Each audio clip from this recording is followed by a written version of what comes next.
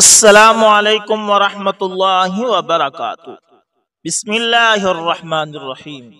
حضرت عمر بن خطاب رضی اللہ تعالی عنہ کا عشق رسول صلی اللہ علیہ وسلم۔ دوستو، سیدنا عمر بن خطاب رضی اللہ تعالی عنہ کا دور خلافت ہے۔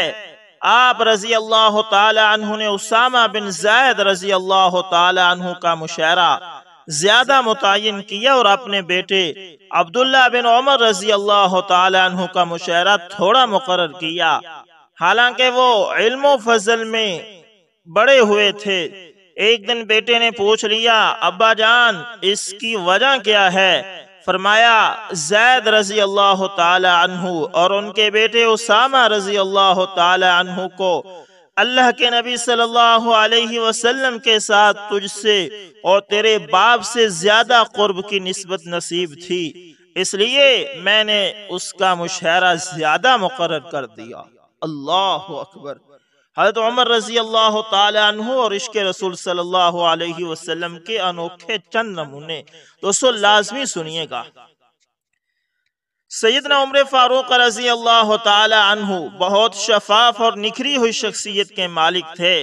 جب حالت کفر میں تھے تو نبی علیہ السلام کو شہید کرنے کی نیت سے گھر سے نکلے۔ جب ایمان قبول کر لیا تو بیت اللہ شریف کے قریب ہو کر اعلان کیا، اے قریش مکہ، اب مسلمان بسر عام نمازیں پڑھیں گے۔ جو اپنی بیوی کو بیوہ اور بچوں کو یتیم کروانا چاہے وہ عمر کے مقابلے میں آئے۔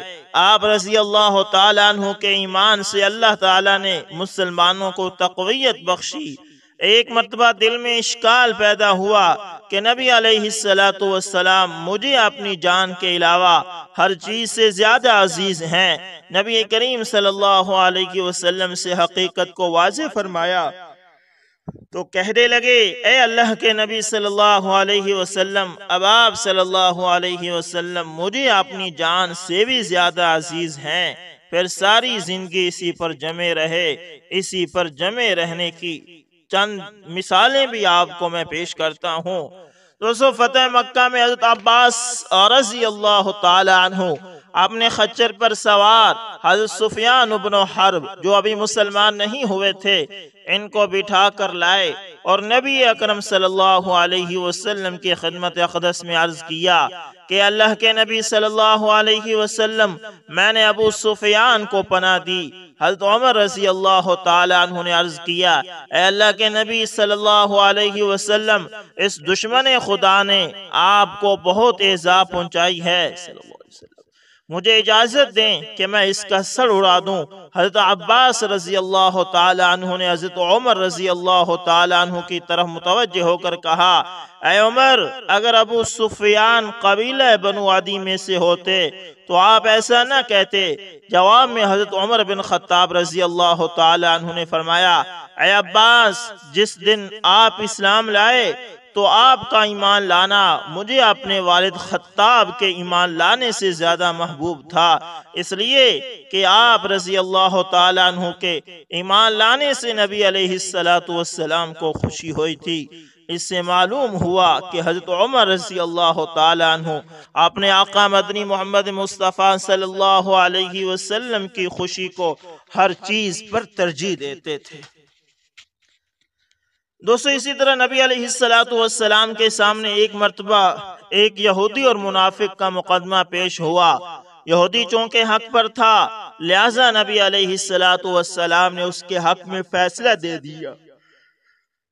منافق نے سوچا کہ حضرت عمر رضی اللہ تعالیٰ عنہ یہودیوں پر سخت گیر ہیں، ذرا ان سے بھی فیصلہ کروا لیں۔ جب حضرت عمر رضی اللہ تعالیٰ عنہ کو معلوم ہوا کہ نبی علیہ السلام پہلے فیصلہ دے چکے ہیں اور یہ منافق اپنے حق میں فیصلہ کروانے کی نیت سے میرے پاس آیا ہے، آپ رضی اللہ تعالی عنہ اپنے گھر سے ایک تلوار لائے اور اس منافق کی گردن اڑا دی۔ پھر کہا، جو نبی علیہ السلام کے فیصلے کو نہیں مانتا عمر اس کا فیصلہ اسی طرح کرتا ہے۔ اللہ دوستو، اسی طرح حضرت عمر رضی اللہ تعالی عنہ کو جب وصال نبی صلی اللہ علیہ وسلم کا یقین ہو گیا تو انہوں نے یہ کلمات کہے، یا رسول اللہ صلی اللہ علیہ وسلم ابی انتا و امی لقد كنت تخطبنا على جذع النخلة فلما كثر الناس اتخذت منبرا اللہ اکبر لتسمعهم. دوستو یہاں پر لنسمع لکھا ہوا ہے لیکن دوسری جگہ پر لتسمع اور ترجمہ بھی لتسمعهم سے ہی بنے گا. حضرت عمر رضی اللہ تعالی عنہ نے فرمایا فلما كثر الناس اتخذت منبرا لتسمعهم فحن الجزع لفراقك حتى جعلت يدك عليه فسكن. اللہ فسكن یعنی وہ خاموش ہو گیا. فأمتك أولى بالحنين إليك فأمتك أولى بالحنين إليك لما فارقتهم. یا رسول اللہ صلی اللہ علیہ وسلم آپ صلی اللہ علیہ وسلم پر میرے ماں باپ قربان ہوں.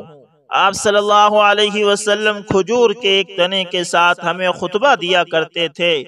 جب لوگوں کی کثرت ہوئی تو آپ صلی اللہ علیہ وسلم نے ایک منبر بنوایا تاکہ سب کو آواز پہنچا سکیں. آپ صلی اللہ علیہ وسلم منبر پر رونق افروز ہوئے تو وہ درخت آپ صلی اللہ علیہ وسلم کی جدائی پر رونے لگا. آپ صلی اللہ علیہ وسلم نے اپنا ہاتھ اس پر رکھا تو وہ چپ ہوا. جب ایک تنے کا آپ صلی اللہ علیہ وسلم کی جدائی میں یہ حال ہوا تو آپ صلی اللہ علیہ وسلم کی امت کو آپ صلی اللہ علیہ وسلم کے فراق پر زیادہ نالہ و فریاد کرنے کا حق پہنچتا ہے.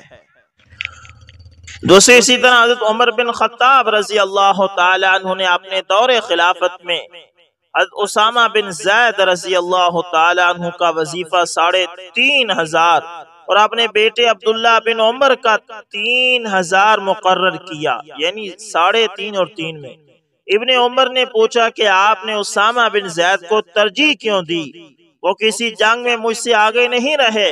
حضرت عمر بن خطاب رضی اللہ تعالی عنہ نے جواب یہ دیا تھا کہ اسامہ تمہاری نسبت نبی علیہ السلام کو زیادہ محبوب تھا اور اسامہ رضی اللہ تعالی عنہ کا باپ تمہارے باپ کی نسبت نبی علیہ السلام کو زیادہ پیارا تھا. بس میں نے نبی علیہ السلام کے محبوب کو اپنے محبوب پر ترجیح دی. اللہ اکبر.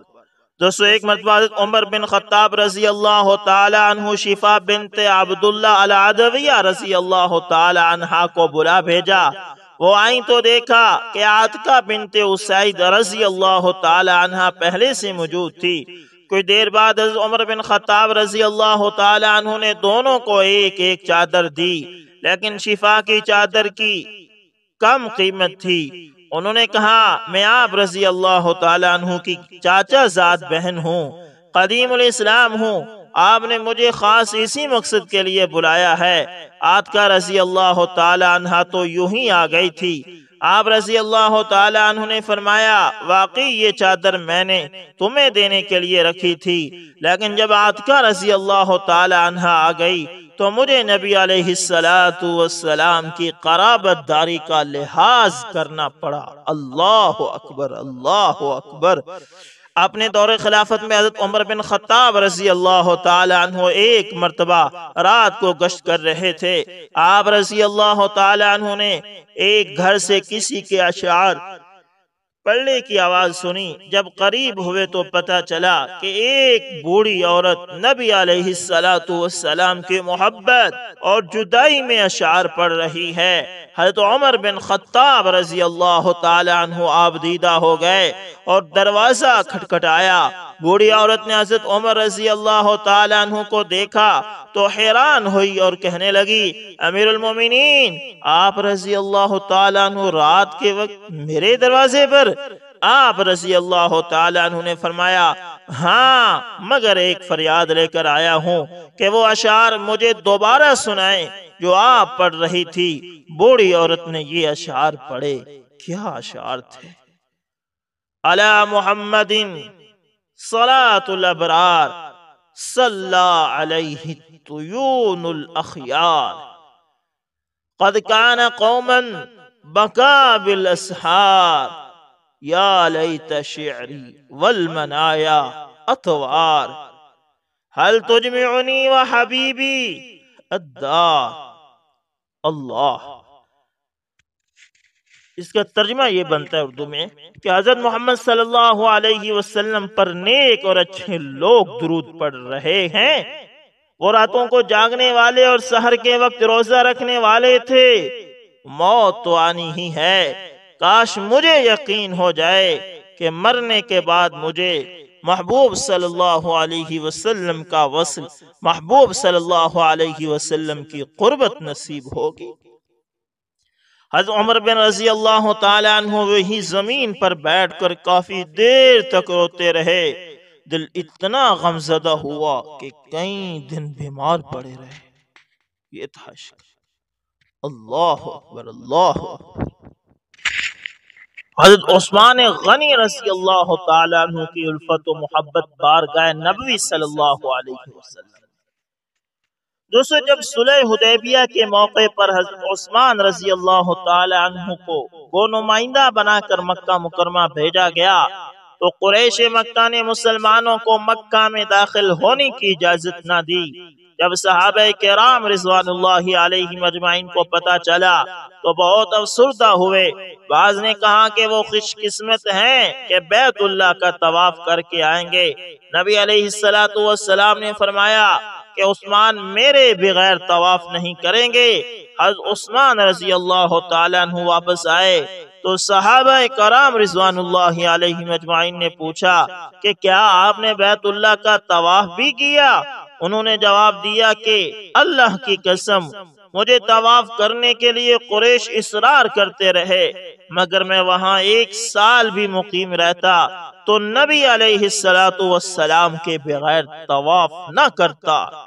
یہاں ہر مشورہ ہے۔ اللہ اکبر، اللہ اکبر۔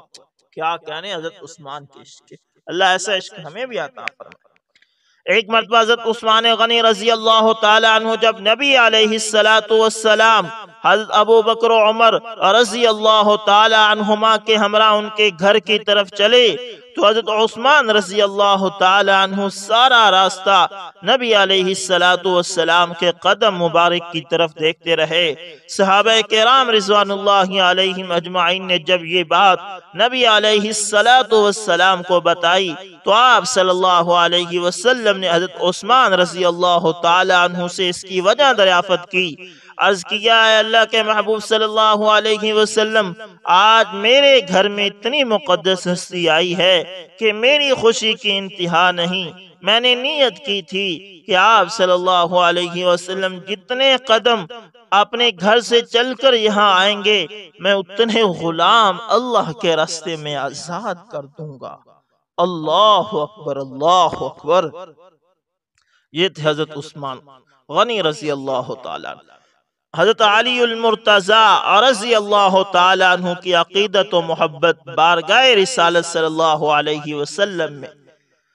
دوستو، حضرت علی المرتضیٰ رضی اللہ تعالیٰ عنہ کو اپنے لڑکپن سے ہی سرور دو عالم صلی اللہ علیہ وسلم کے ساتھ گہرا تعلق تھا۔ اسی لیے آفتاب رسالت صلی اللہ علیہ وسلم کی کرنیں جیسے ہی طلوع ہوئیں تو انہوں نے لڑکوں میں سب سے پہلے ایمان لانے کی سعادت حاصل کی۔ چھوٹی عمر میں انسان میں خوف اور ڈر زیادہ ہوتا ہے، مگر عشق کا یہ تاثر ہے کہ انسان کو نتائج سے بے پرواہ بنا دیتا ہے۔ لہذا حضرت علی رضی اللہ تعالی عنہ نے ایمان قبول کرنے میں دیر نہ لگائی۔ جب نبی علیہ السلام نے ہجرت کا ارادہ فرمایا تو اس وقت آپ رضی اللہ تعالیٰ عنہ کے پاس لوگوں کی امانتیں موجود تھی۔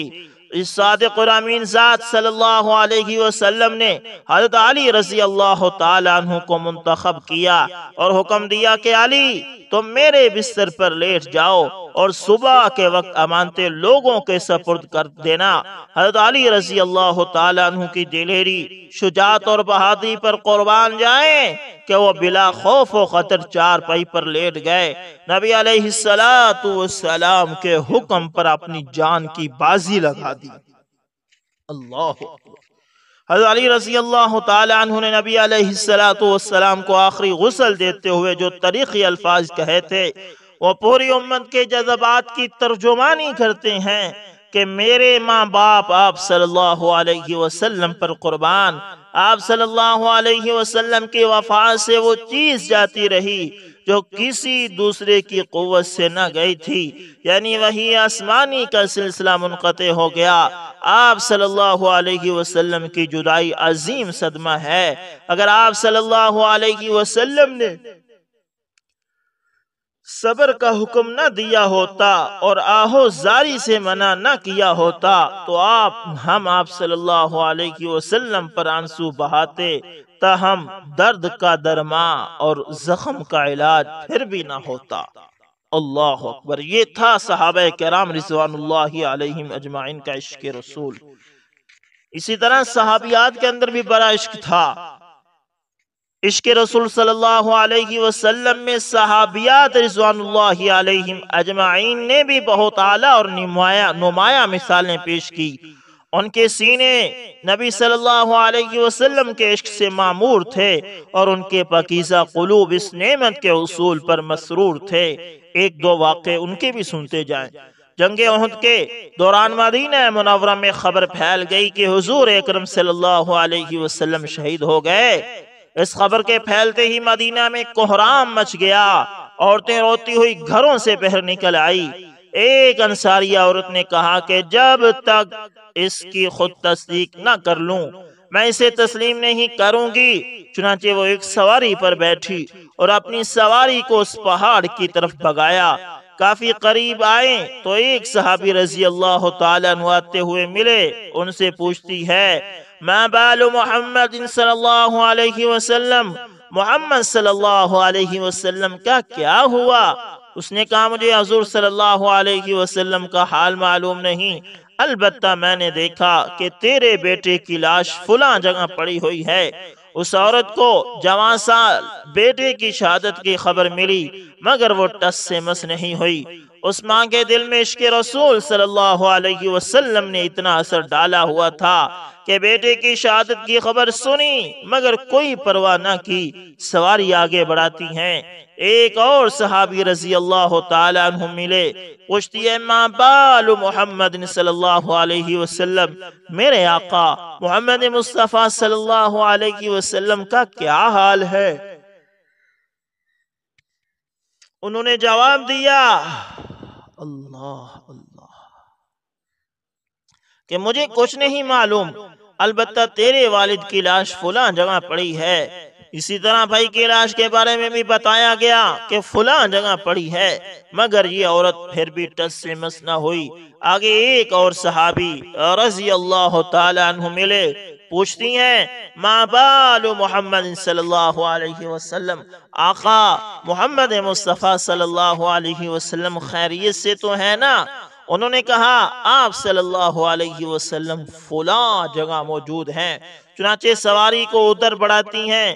جب وہاں پہنچی تو حضور اکرم صلی اللہ علیہ وسلم کھڑے تھے۔ وہاں اپنی سواری سے نیچے اتر گئی اور حضور صلی اللہ علیہ وسلم کی چادر کا ایک کونا پکڑ کر کہا کل مصیبت بعد محمد صلی اللہ علیہ وسلم سہل، میرے اوپر تمام مصیبتیں حضور اکرم صلی اللہ علیہ وسلم کے دیدار کے بعد آسان ہو گئی۔ یہ تھا صحابیات کا عشق رسول۔ انشاءاللہ دوستو کبھی حضرت ابوبکر صدیق رضی اللہ تعالیٰ عنہ پر انشاءاللہ ایک مکمل ویڈیو بنائیں گے جس کے اندر حضرت ابوبکر خلیفہ اول حضرت ابوبکر صدیق رضی اللہ تعالیٰ عنہ کی عشق رسول کے واقعات آپ کے ساتھ شیئر کریں گے۔ اللہ سے دعا ہے کہ اللہ تعالی ہمیں بھی اپنے نبی صلی اللہ علیہ وسلم سے محبت سے بھرا ہوا دل عطا فرمائے۔ امید کرتا ہوں دوستو ویڈیو اچھی لگی ہوگی، پسند آئے تو لائک شیئر کمنٹ لازمی کریں، اور اگر آپ ہمارے چینل AS انفارمیشن TV پر نئے تو اس کو بھی لازمی سبسکرائب کریں۔ تو ملتے ہیں کسی نیکسٹ اچھی سی ویڈیو کے اندر دوستو، تب تک